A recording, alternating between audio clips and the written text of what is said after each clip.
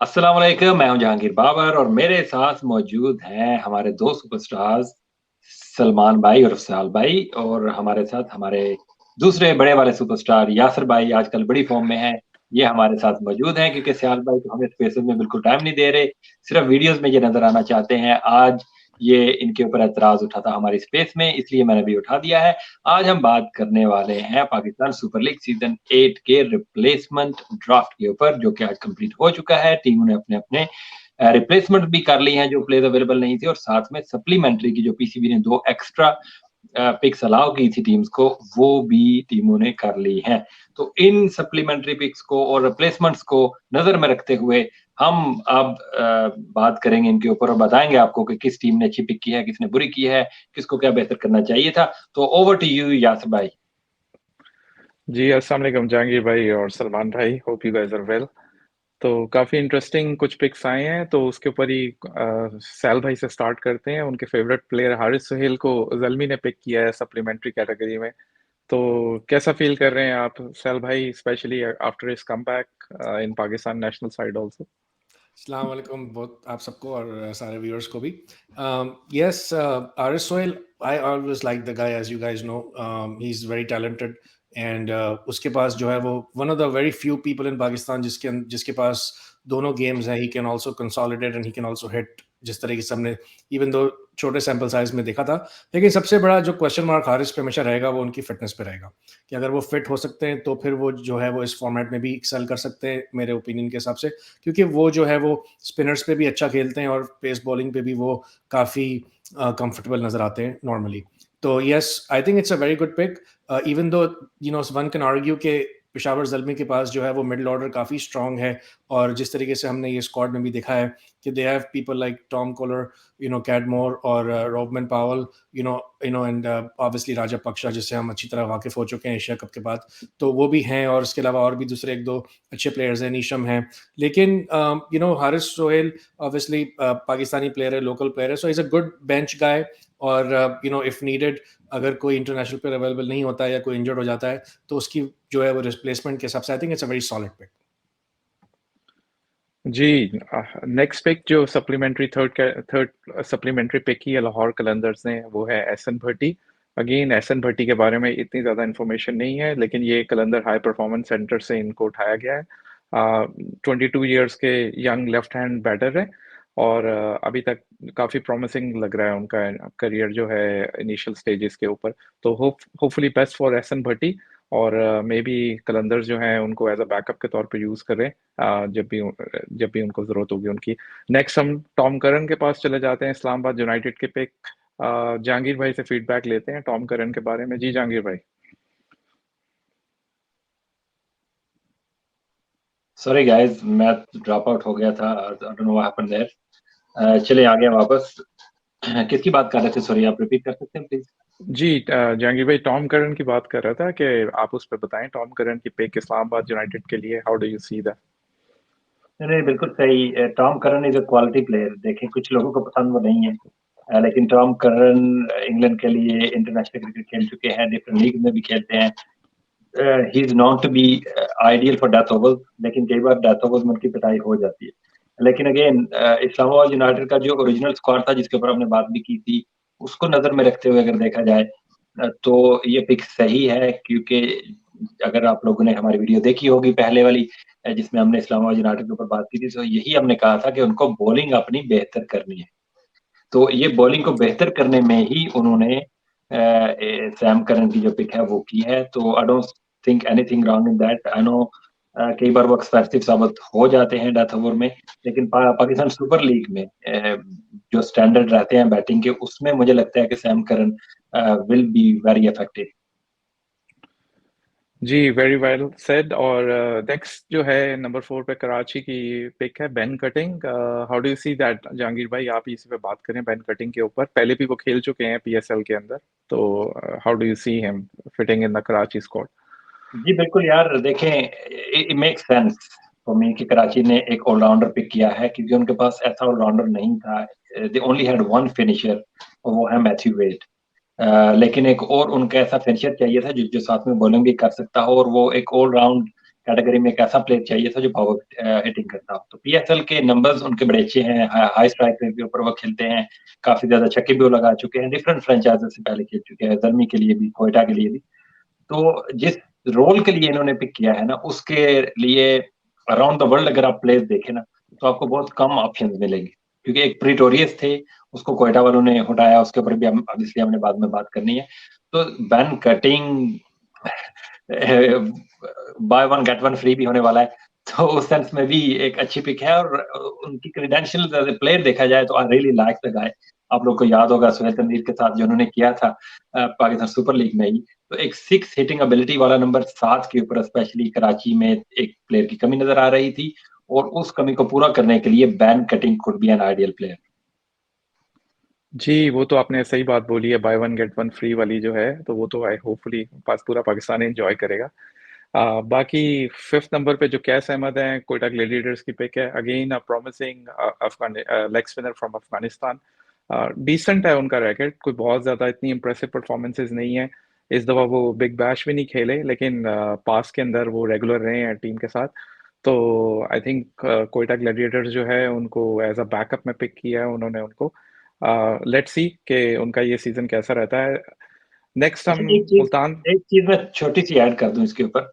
The reason why they gone with Qais Ahmad, उसका reason ये है कि वनिंदु हसरंगा जो कि प्लैटिनम की इनकी पिक थी, वो पूरे सीजन के लिए शायद अवेलेबल नहीं होने वाले हैं। कुछ और भी श्रीलंकन प्लेयर पूरे सीजन के लिए अवेलेबल नहीं होंगे, तो अपने स्पिन बॉलिंग ऑप्शन के तौर के ऊपर इन्होंने इसको सप्लीमेंट्री में ले लिया है, ताकि जब वनिंदु हसरंगा जाएंगे तो फिर इनके पास एक और स्पिन बॉलिंग में ऑप्शन आ जाएगा।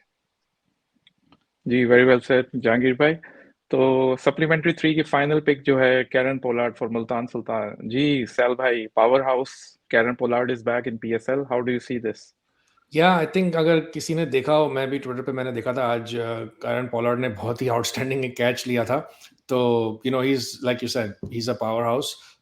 You know he's been the mainstay for a lot of other franchises, you know, around the world, especially in IPL, Mumbai Indians. तो हम जानते हैं कि इनकी credentials, you know, speak for itself. और फिर इस टाइप का प्लेयर अगर आपके पास मिडिल ऑर्डर में हो तो कोई भी टारगेट आपके लिए कम नहीं है, और आप कहीं से भी कुछ भी सेट कर सकते हैं। तो अगर ये अवेलेबल होते हैं और फिटनेस उनकी ज़रा ठीक रहती है, तो I think he walks into the team. तो it's a very solid pick for me. I was actually surprised he wasn't picked initially, but I guess वो कहते हैं देर आए पर दुरुस्त आए। सर भाई एक क्वेश्चन है मेरा छोटा सा, I know we just wanted to go through quickly, लेकिन मुल्तान सुल्तान का अगर स्क्वाड देखा जाए तो उसमें सेम रोल वाले ऑलरेडी टू मेनी प्लेयर्स हैं, जैसे टीम डेविड हैं, चले रायली दोस्तों तो ऊपर खेलता है, फिर उसके साथ खुशदिल शाह भी हैं, डेविड मिलर पहली बार इनके लिए आके खेलेंगे, तो they all basically are similar player for the same role. तो do you think they actually needed Kieron Pollard for that role again? और उसके बाद जो ऑलराउंडर भी उनके पास काफी है, अनवर अली भी है, अम्माद भट्ट को भी पिक कर लिया है, वेन पार्नल को भी किया है, तो do you really think they needed Kieron Pollard in their combination? मैं आई ऑलवेज बिलीव के you always go with the best player available. You no normally needs भी ज़रूरत होती हैं, उसको हम डिनाई नहीं कर सकते, लेकिन अगर आपकी मोर लेस सारी बेसिस कवर्ड हैं, then you can just go and pick the best player available. You know, और अगर कैरन पोलार्ड उनके हिसाब से बेस्ट प्लेयर अवेलेबल थे तो वो आ सकते हैं टीम में। और फिर आप देखेंगे कि एक great coach like you know Andy flower जो कि मुल्तान को कोच करते हैं, हम भी देखेंगे कि वो थोड़ा सा इनोवेट करेंगे अपने आप को, राइट? अगर उन्होंने यू नो नंबर 3 और नंबर 4 पे सो कॉल्ड इतने पावर प्लेयर्स नहीं खेलते हैं, लेकिन आप देखेंगे कि ये these guys might push them up the order, because हमें ना भूलना चाहिए कि रिजवान और शान मसूद जो है वो एट द टॉप दोनों सेम तरह के प्लेयर्स हैं, राइट? वो नॉर्मली एंकर ही करते हैं टीम गेम को, अनलेस के one is in a great form. तो देयर बैंकिंग ऑन के their power play is going to be very modest, you know, और मे बी वन ऑफ जो है वो अच्छा यू नो 70-80 का आ जाए, उनका शायद 70 का आ जाए, लेकिन अगर वही 50 के आसपास का अगर पावर प्ले होगा तो फिर they will have the license to go and kill from you know from after anybody gets out. So you might see a Pollard getting promoted at number 3, or you know, even you know, Miller or anybody else could be you know promoted up the order. So आप देखेंगे कि great coaches for me, they make sure that they use all the players and they put them in the position where they can succeed, whether it be a bit uncomfortable, but this is still franchise cricket, or international players do tend to adapt better than local players. जी thank you सैल भाई, very well explained. और थोड़ा सा add कर दूं कि I think Tim David जो है उसकी भी अवेलेबिलिटी पार्शियल है, तो maybe I think he'll be a good replacement for Tim David also जब वो अवेलेबल नहीं है, कैरन पोलार्ड जो है। अब moving to the supplementary four, जो पीएसएल की सप्लीमेंट्री फोर कैटेगरी है, उसके अंदर सबसे पहले पे एक हमारे जहांगीर भाई के फेवरेट प्लेयर अमाद भट्ट जो हैं, जिनको मुल्तान सुल्तान ने फाइनली पिक कर ही लिया है। तो जी आपकी सुनी गई जहांगीर भाई, कोई हमारे लिए भी दुआ कर दिया करें कि कोई हमारे बारे में भी बात कर दिया करें। वो दुआ करने वाला भी बंदा हमने अपनी स्पेस में ढूंढ लिया है, वो उनसे रिक्वेस्ट किया करेंगे कि वो हमारे लिए दुआ किया करें। अच्छा यार, Amad Butt is a very good player, is excellent allround cricketer. I know PSL के नंबर इतने अच्छे नहीं है उनके बॉलिंग में, स्पेशली पिटाई उनकी लग जाती है, लेकिन I like him as an all-rounder, क्योंकि उनको जब भी खिलाया गया है ना, पेशावर ज़ल्मी में खेले हैं, इस्लामाबाद यूनाइटेड में भी खेल चुके हैं, उनकी बैटिंग को कभी यूटिलाइज नहीं किया गया है। तो जिस तरह का वो प्लेयर है ना, अगर उसका बेस्ट यूटिलाइज आप नहीं करोगे तो फिर आप उसको जज नहीं कर सकते हो। और ऊपर से वो कंसिस्टेंटली खेलता भी नहीं है। जब भी उसको मौका मिलता है, he comes in like an after thought कि आपके पास और कोई नहीं अवेलेबल है तो फिर अमाद भट्ट को खिला लो। तो ऐसे जब आप खिलाओगे, फिर कंसिस्टेंट रन नहीं दोगे, तो फिर वो प्लेयर परफॉर्म नहीं करेगा। इस बार जो पाकिस्तान कप उसका गया है यार, उसने सिंगल हैंडेडली बलोचिस्तान को बैटिंग के साथ मैचेस जितवाए हैं। जब ऊपर से सारे उनके मेन प्लेयर्स जैसे Shafiq Haris, Bangalzai and all these guys used to get out, ये बिस्मिल्लाह खान के साथ मिलके नंबर 6 और 7 के ऊपर पार्टनरशिप लगा के तो पूरा मैच लेके चला जाता था। एक सेंचुरी भी उसने बनाई थी, इसी तरह विकेट्स भी वो ले लेता है। तो I think wherever he goes, उसको जब तक एक प्रॉपर नंबर 7 के ऊपर, एक ऑलराउंडर की स्पॉट के ऊपर वो रिस्पॉन्सिबिलिटी नहीं दी जाएगी ना, तब तक उसका बेस्ट नहीं निकलेगा।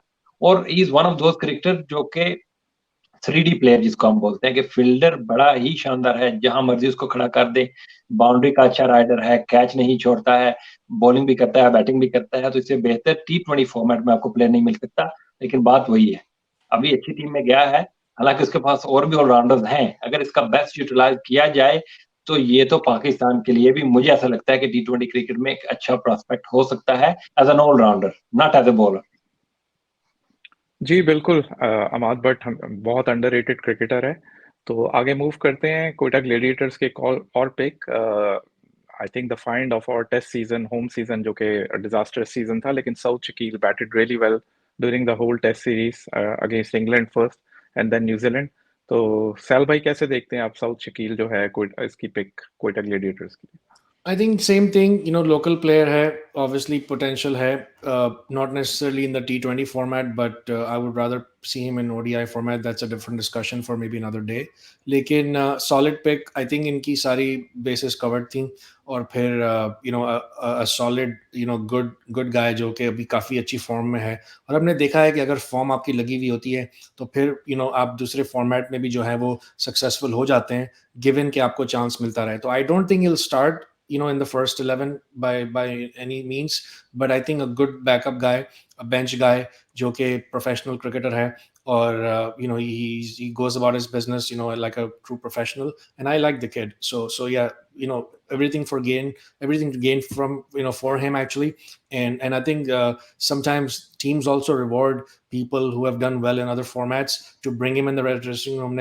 हमने आईपीएल में भी देखा, हमने दूसरी फ्रेंचाइजीज में भी देखा है कि जो टेस्ट प्लेयर्स होते हैं उनको भी जो है वो टीम्स जो है वो कैरी कर रही होती हैं, not because of that format that they excel, but just to keep them around and appreciate them more than anything else. But this is no lifetime achievement award or anything for Saud. लेकिन we know कि he's T20 format is not his forte, लेकिन nonetheless it's a solid pick.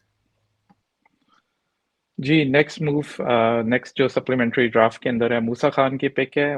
मूसा खान को basically pick किया Karachi Kings ने। तो finally ये लग रहा है कि कराची किंग्स जो है उन्होंने भी सोचा कि उनके पास कोई पेस बॉलर नहीं है, तो एक again a pace sensation, but ये उस तरीके से नहीं डिलीवर कर सके पाकिस्तान के लिए जो लिमिटेड अपॉर्चुनिटीज मिली इनको पास के अंदर। तो now it's again a good opportunity for him to prove his mettle अगर उनको अपॉर्चुनिटी मिलती है। Again a very good bowler, लेकिन थोड़ा सा इकोनॉमी रेट उनका हमेशा हाई होता है गेम्स के अंदर, एंड उनका करियर जो T20 का इकोनॉमी रेट है वो भी अबाउट 10 के करीब है। तो I think he should be mature enough now to at least understand the weakness of his bowling और वो अच्छे लेंस पे बॉल करें। तो नेक्स्ट पिक जो है again one of the another favourite of Jahangir भाई, जफर गौहर, इस्लामाबाद यूनाइटेड के पिक है।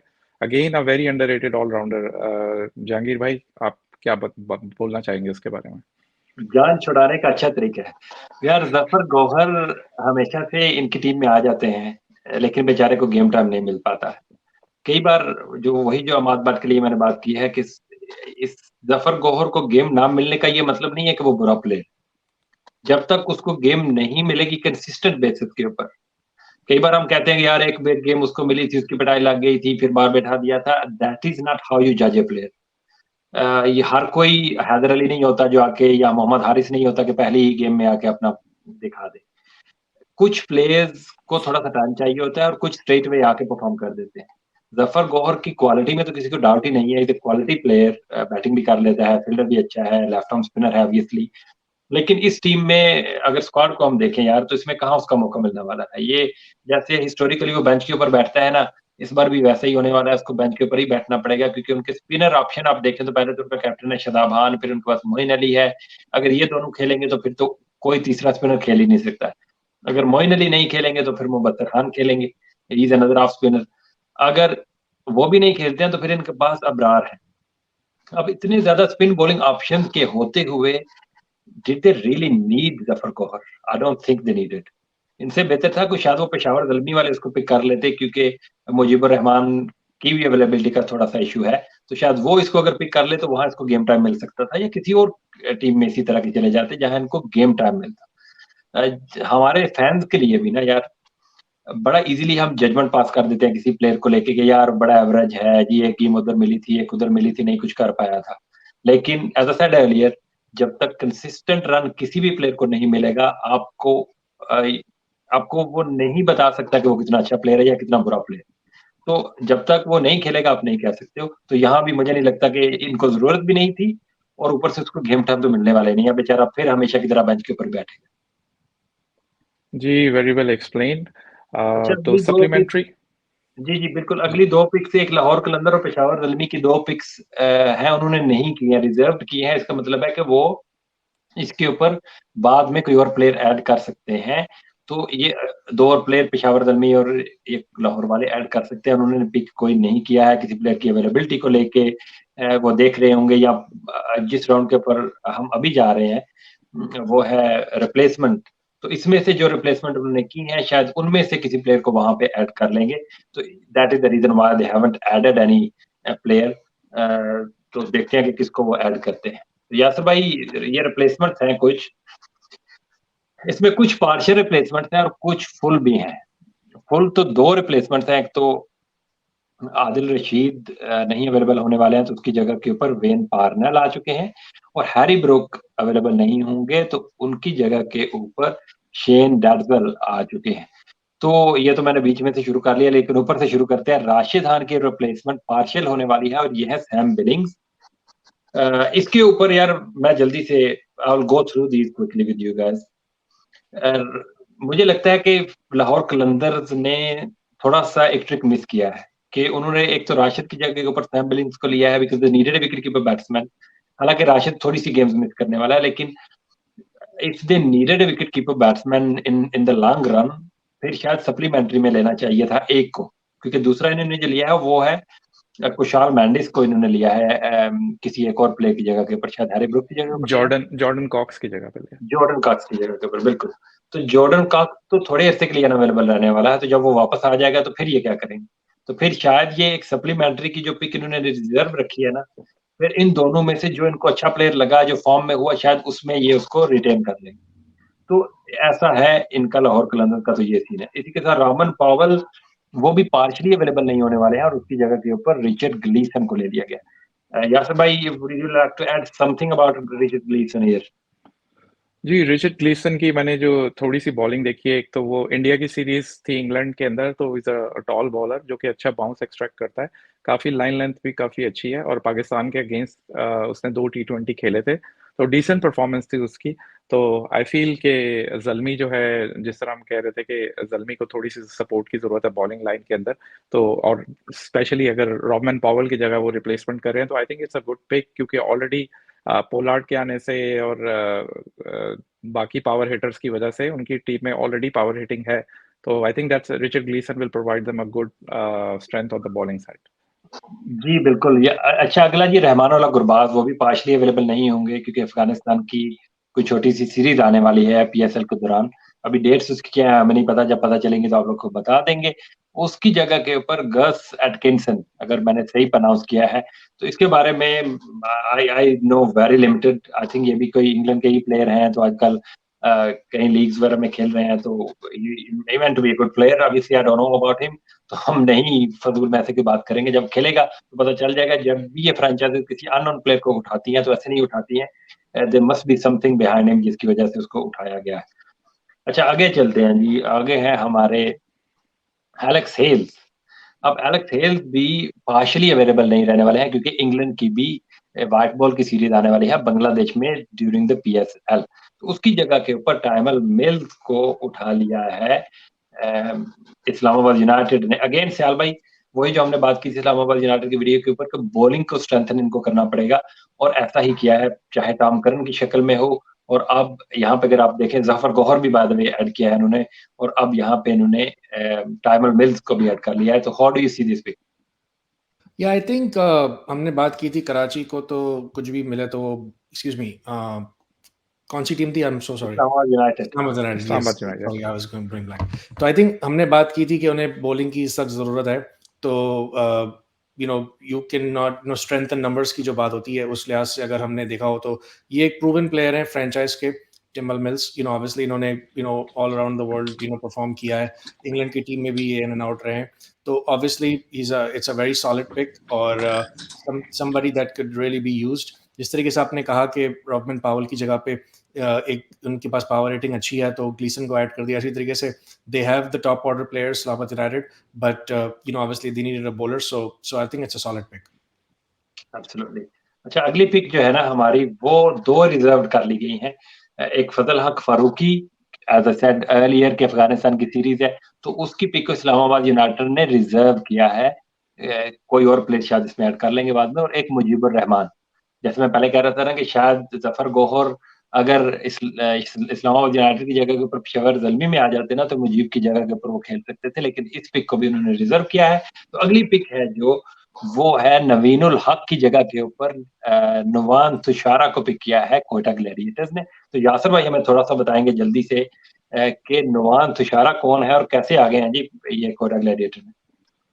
जी, जो थोड़ा बहुत उनके बारे में मुझे इन्फॉर्मेशन है कि ग्लेडिएटर से खेले थे उधर लंका प्रीमियर लीग के अंदर, right arm fast medium bowler हैं, तो बहुत ज़्यादा उनका इंटरनेशनल एक्सपीरियंस नहीं है, लेकिन फ्रेंचाइज क्रिकेट जो है वो खेल रहे हैं और लंका प्रीमियर लीग में ही उनकी डिसेंट परफॉर्मेंसेज रही हैं।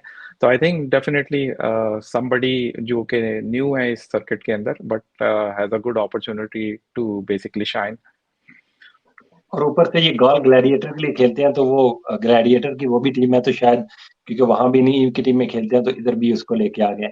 अच्छा, अगली है जी जॉर्डन कॉक्स की जगह के ऊपर कुशाल मेंडिस को पार्शियल रिप्लेसमेंट लिया है लाहौर कलंदर्स ने। जैसे मैं पहले बात कर रहा था कि मे बी अगर किसी तरीके से इसको मना लेते और सप्लीमेंट्री में उठा लेते तो थ्रू आउट ये सीजन खेल जाता, ये या सैम बिलिंग्स एक, तो बेहतर हो सकता। तो सैल्वी, would you like to add anything on this please?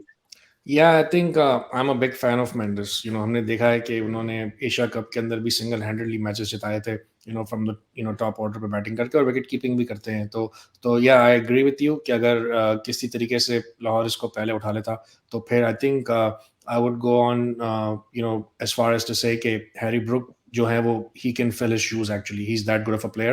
Yes, maybe not in the middle order role, but at the top with Fakhar, if you can pair him up with Fakhar, I think you guys, Qalandars can really go places, I think, with this guy. But unfortunately, just going to be available in partial basis, but still, it's a very, very good pick. I'm a big fan. Or I can't speak enough for Mendes. He's a very smart player. He knows his limitations, or he knows how to manipulate the bowling as well. जी माशाल्लाह, कलंदर्स ने पहले जो team बनाई थी उसमें keeper pick ही नहीं किया था, और अब उन्होंने 2 कीपर पिक कर लिए हैं, तो अगेन देर आए दुरुस्त आए कलंदर्स की तरफ से। बिल्कुल। अच्छा, अगली पिक है जी हैरी ब्रुक, जो कि फुली अवेलेबल नहीं होने वाले हैं क्योंकि ये कुछ लोग यार ना हमारे, आई जस्ट वांटेड टू से वन थिंग हियर, कुछ लोग हमारे ना हर चीज का मलबा बीसीसीआई या आईपीएल के ऊपर डाल देते हैं, हमारे इनोसेंट फैंस हैं, आई वोंट ब्लेम देम। लेकिन हैरी ब्रूक के पीएसएल में ना खेलने का कहीं से भी आईपीएल या बीसीसीआई से कोई ताल्लुक नहीं है, ठीक है। वो नहीं खेल रहे हैं क्योंकि इंग्लैंड के लिए वो तीनों फॉर्मेट्स खेल रहे हैं। टेस्ट सीरीज उनकी न्यूजीलैंड में है, फिर व्हाइट बॉल की 2 टी20 और वनडे की उनकी बांग्लादेश में है, तो वो नहीं अवेलेबल है, इसलिए उसमें आईपीएल का कोई सीन नहीं है। आप लोग ऐसे ही कंस्पिरेसी थ्योरीज ना बनाया करें और ना ही उसके ऊपर बिलीव करा करें, क्योंकि हर प्लेयर इंडिपेंडेंट है। किसी भी प्लेयर के ऊपर बीसीसीआई वाले जोर नहीं लगा सकते हैं, ना ही उसको रोक सकते हैं, स्पेशली इंग्लिश प्लेयर को। ये they are well off. English player county में इतने पैसे बना लेते हैं कि वो आईपीएल ना भी खेलेंगे तो उनको फर्क नहीं पड़ेगा। तो ये सिर्फ मैं एक चीज कहना चाह रहा था। तो इनकी जो रिप्लेसमेंट है, यासर भाई थोड़ा सा बताइए ना उसके बारे में हमें। जी, थोड़ा बहुत जो मैंने इसको देखा है अभी साउथ अफ्रीका टी20 में भी वो खेल रहे हैं। शेन डैट्सवेल जो है काफी प्रॉमिसिंग यंगस्टर लग रहा है, स्पेशली इसकी हिटिंग एबिलिटी जो है वो काफी ज्यादा स्ट्रांग है। मेरा ख्याल है इसी पॉइंट से उसको रखा गया है क्योंकि he can hit really hard. और जो भी उसने डोमेस्टिक अभी तक खेली है तो he has like 148 149 strike rate. Again average is not on the very higher side, लेकिन मे बी जिस रोल के लिए कलंदर उनको पिक कर रहा है उसके अंदर यही है कि if you can come in and score like quick fire 30-40। और दूसरा ये कि is decent in a bowler also. अब उसके बारे में थोड़ी सी ये रूमर्स चल रही थी कि maybe is from moving to Namibia या उनकी तरफ से खेलने का प्लान है इसका। तो will find out. I mean as of today is like a South African player, but maybe future में आप शायद उसे नामीबिया की तरफ से भी खेलते हुए देख सकते हैं, जस्ट लाइक डेविड वीसे। ये हमें एक और टीम डेविड या फिर हैरी ब्रूक मिलने वाला है, क्योंकि लाहौर कलंदर वाले ऐसा अननोन प्लेयर उठा के लेके आते हैं और फिर उसके जो है ना चर्चे हो जाते हैं पूरी दुनिया में। ये अगली पिक जो है ना वो है आदिल रशीद जो है मुल्तान सुल्तान के, वो अवेलेबल नहीं होंगे और उनकी जगह के ऊपर आ गए हैं साउथ अफ्रीका के ऑलराउंडर लेफ्ट आर्म सीम बॉलर बेन पार्नेल। और उसको बात करेंगे उसके ऊपर हमारे सियाल भाई।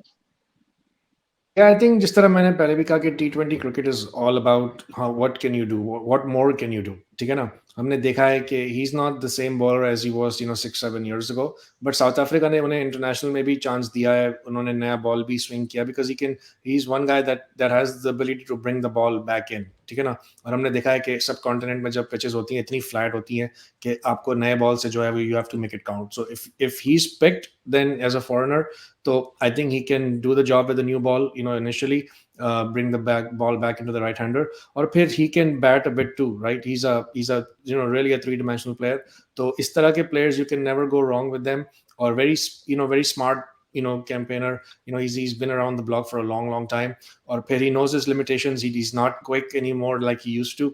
वो 135 137 तक I think ये जाते हैं, तो he knows his limitations. He will bowl within himself. He's not gonna self-destruct. तो I think it's a solid pick. जी बिल्कुल, आजकल तो वो ऑलराउंडर बने फिरते हैं।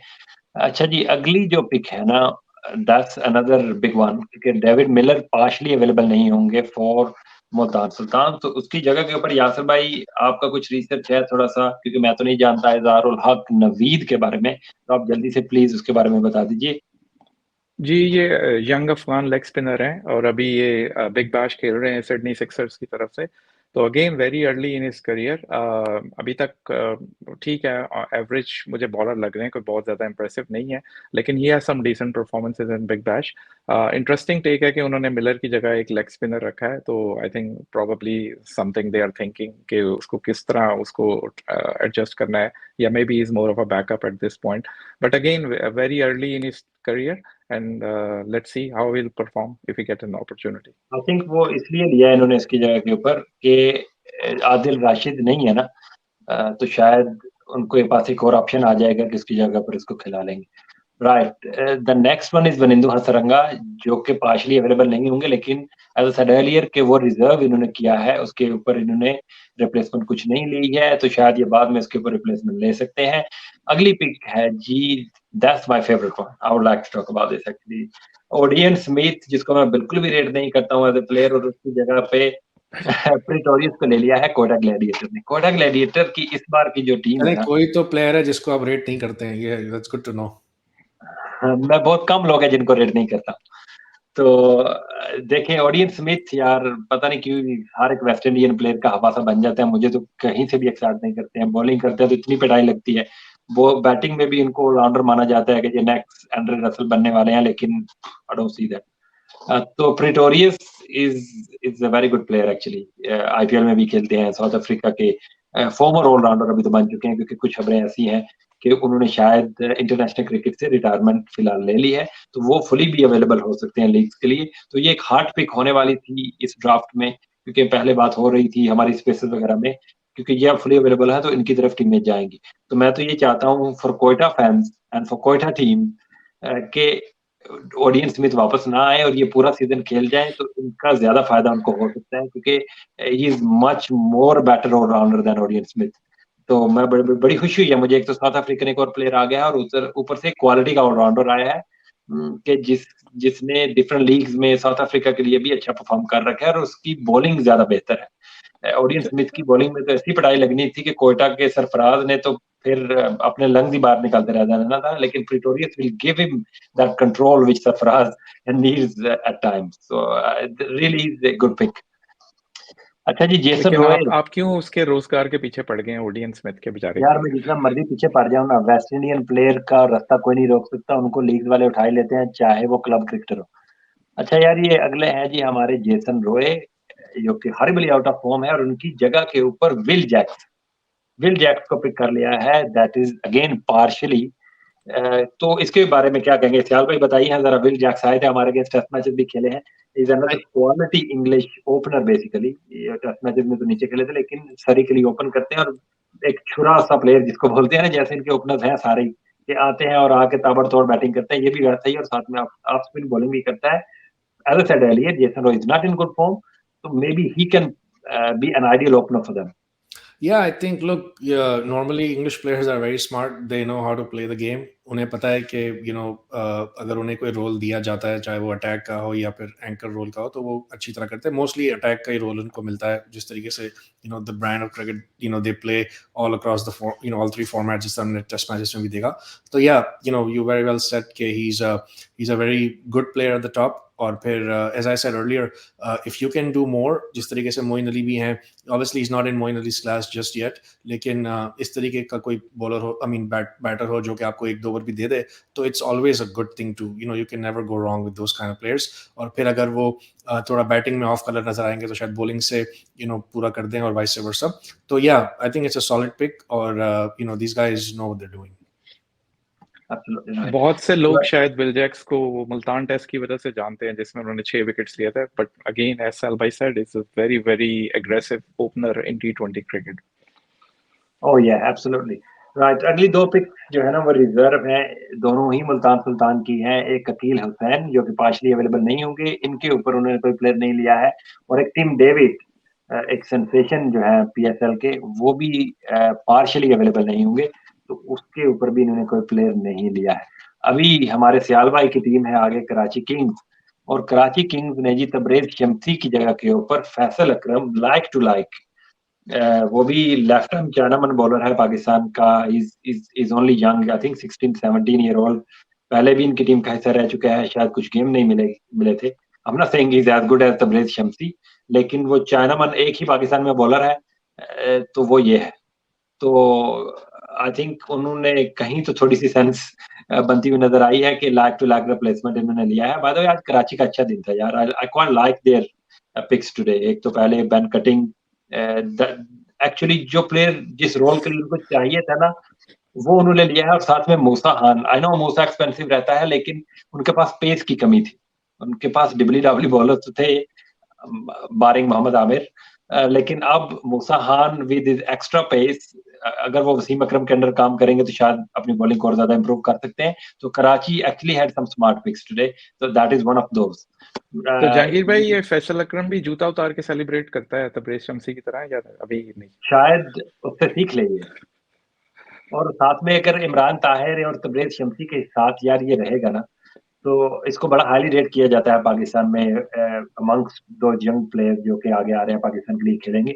Is one of those. अभी अपनी बॉलिंग के ऊपर इसने बहुत काम करना है। I am not saying is as good as Tabraiz Shamsi और एनीवन एल्स, लेकिन is the only chinaman bowler that we have in the country, और अगर उसको डेवलप होने का मौका मिलता है, समबडी लाइक इमरान ताहिर यार, he is an ideal mentor for any young cricketer specially spinner, तो उसके साथ ड्रेसिंग रूम शेयर करेगा, तो ऑब्वियसली इसकी गेम के ऊपर जो है काफ़ी ज़्यादा फ़र्क पड़ेगा और अपनी गेम को नेक्स्ट लेवल के ऊपर ये लेके जा सकता है। अच्छा, एक और आहर में रिज़र्व की गई है पिक मोइन अली की जगह के ऊपर। इस्लामाबाद यूनाइटेड ने किसी भी प्लेयर को नहीं लिया है, तो ये कुछ रिज़र्व की गई हैं पिक्स, इसमें देख लेंगे कि शायद जो और कोई प्लेयर लिया गया है तो उसको इसमें ऐड कर लेंगे। There so many different rules that we don't know about PSL. तो जब ये टूर्नामेंट चलेगा तो प्लेयर का आना-जाना तो लगा ही रहना है। लेकिन आज की पिक्स देखते हुए मैं अपना ओपिनियन फाइनल दूँगा कि मेरी नज़र में Quetta Gladiator have made some really good picks again today. और लाहौर ने ब्लंडर मारे हैं जो हमें हमेशा से मारते आ रहे हैं, लेकिन 2 विकेट कीपर्स आ गए हैं तो वो थोड़ा-सा हमें मिडल ऑर्डर में भी अच्छा एक मिल जाएगा। तो what do you think guys कि किसकी पिक्स ये रिप्लेसमेंट वाली सबसे बेहतर आपको लगती है? I think it's hard for me to pick a team without looking at the rosters again and analyzing it that way. लेकिन आई थिंक मुझे ऐसा लगता है कि मेरा जो एक्सपीरियंस जो मैंने जो स्टडी की है पहले सप्लीमेंट्री राउंड्स को और not necessarily in PSL but other leagues, वो ये होती है कि कभी आपको एक प्लेयर की ज़रूरत होती है, आपका रोस्टर सेट होता है, maybe you have just one hole on your team, और फिर अगर आपके पास 4 पिक्स होती हैं तो आपको लगता है कि इसने एक ही अच्छी पिक की है, बाकी 3 जो है वो just making up the numbers type की पिक होती है. तो it's difficult to say because maybe that's the only missing link in their lineup. So yeah, I think it time will tell who did what in terms of filling up the holes. But yeah, I think one team that had a lot of holes was Karachi, as we know that. और फिर कुछ हद तक मुझे लगता है कि ज़ल्मी की भी जो है वो बॉलिंग थोड़ी लाइट लग रही थी मुझे coming into this round. So I think I think maybe Quetta may have done it, but yeah, I really like Mendes for Lahore. So if I have to pick one team, even though yes, you might say that they've done a couple of things that they could have done better, but for me, this Mendes pick is really solid. I think that's something that would stand out for me. अच्छा यार, एक चीज ना यहाँ पे मुझे याद आ गया जल्दी से, क्योंकि ये जो लिस्ट आई है ना इधर सप्लीमेंट्री में, यहाँ पे वो उसको ऐड नहीं किया गया है, लेकिन आप लोग को मैं याद करा दूं इससे पहले कि लोग हमारे पीछे पड़ जाएं कि पेशावर ज़ल्मी का जो ओरिजिनल हुआ था ना ड्राफ्ट, उसमें भी एक सप्लीमेंट्री की पिक उन्होंने अपनी रिजर्व रखी थी। आज जो उन्होंने पहला प्लेयर पिक किया है ना, वो किया है हुरम शहजाद को। जो आपने बॉलिंग की बात की पेशावर ज़ल्मी की, तो वहां से मुझे याद आया, तो वो इस लिस्ट में नहीं था, तो इसलिए मैंने जल्दी से याद आया तो मैं बता दूं कि Khurram Shahzad is another right arm fast bowler from Pakistan, Quetta Gladiators की तरफ से खेल चुके हैं और वो भी स्ट्रेंथन करेंगे पेशावर ज़ल्मी की बॉलिंग को। That was their first supplementary pick जो पहली रहती थी, और उसके बाद उन्होंने हारिस को पिक किया है, और जो तीसरी सप्लीमेंट्री की बल्कि चौथी जो थी और उन्होंने रिजर्व की है। तो इससे पहले कि हम वीडियो को बंद कर देते और बाद में याद आ जाता, अच्छा हुआ कि मुझे याद आ गया कि Khurram Shahzad is another very good bowler actually. मैं तो हैरान हुआ था कि जो कि क्वेटा ने उसको रिटेन नहीं किया था और ना ही दोबारा से पिक किया था। तो ये एक अच्छी पिक है with Richard Gleeson and Khurram Shahzad, with Wahab Riaz and Rashid Iqbal. अब पेशावर ज़ल्मी की फास्ट बॉलिंग काफी ज्यादा बेहतर लग रही है। तो यासर भाई, you would like to add any final points and then we will end the video. नहीं, आई थिंक ओवरऑल सब टीम्स ने अपनी जो डेफिशिएंसीज थी वो उनको करने की कोशिश की है। आई एग्री विद साल भाई। आई थिंक प्रोबेबली अगर जो रिप्लेसमेंट ड्राफ्ट है उसमें मुझे Lahore looks like a winner, इस वजह से कि they got two really good wicket keeper batsman, और स्पेशली अगर आपका फखर के साथ Abdullah Shafique as a opener नहीं चलता या वो स्लो खेलता है तो they can always replace him with Kusal Mendis. और जो कॉन्सर्न था हैरी ब्रुक के ऊपर कि उसकी अवेलेबिलिटी के ऊपर, तो अनदर वेरी एक्साइटिंग रिप्लेसमेंट उसकी जो शेन डैट्सवेल की है। तो I think may be Qalandar has done right this time, probably better than the other teams I feel. Overall, I think Quetta Gladiator looks a pretty solid squad. Biasness नजर आ रही है ना सयाल भाई आपको लाहौर कलंदर्स की यहाँ से? चलिए यार, ये हमारे मजाक तो आपस में चलते रहेंगे, हमारी ऑफलाइन गुफ्तगू अगर आप सुन लें ना तो आप हैरान रह जाएंगे। चलिए, आज की वीडियो यही तक रखते हैं। प्राइवेट बातें प्राइवेट ग्रुप्स में हम करेंगे, और आपसे रिक्वेस्ट है कि आप हमारे यूट्यूब चैनल को सब्सक्राइब कर लें, हमारी वीडियो को लाइक और शेयर कर दिया करें अगर आपको पसंद आए तो, और कमेंट सेक्शन में हमें बता दिया करें कि अगर हम कोई गलती कर रहे हैं या किसी चीज में हमें इंप्रूवमेंट की जरूरत है या कोई अच्छा हम कर रहे हैं तो वो भी आप हमें बता सकते हैं। Thank you very much for watching. Allah Hafiz.